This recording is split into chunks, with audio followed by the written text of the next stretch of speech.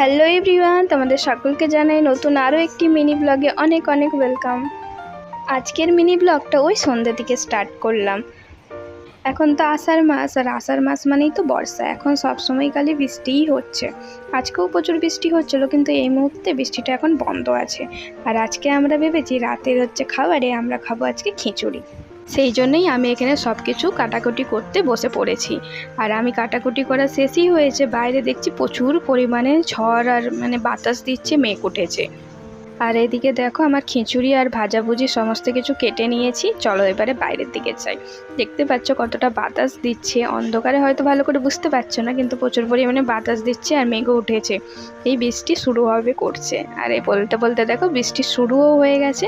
বেশ ভালোই হলো। বৃষ্টি না পড়লে খিচুড়ি খেতে তো আর মজা লাগে না। তাই চলো, এদিকে বৃষ্টি হচ্ছে আর এদিকে আমি জোগাড় করে দিয়েছি মাকে। মা ওইদিকে খিচুড়িটা রান্না করুক, আর আমি বসে পড়েছি এখানে আমার একটা কিছু কাজের জন্য। আমার এটা করতে করতে রাত ওই 10টা মতো বেজেই গেছে। আর তখন দেখো মা ডাকলো যে রান্না হয়ে গেছে। তো গিয়েই দেখলাম খিচুড়ি, বেগুন ভাজা, পটল ভাজা আর গরম গরম ডিম ভাজা। আজকের ডিনারটা তো খুব সুন্দর হলো। তো আমাদের কেমন কাটলো অবশ্যই জানিও।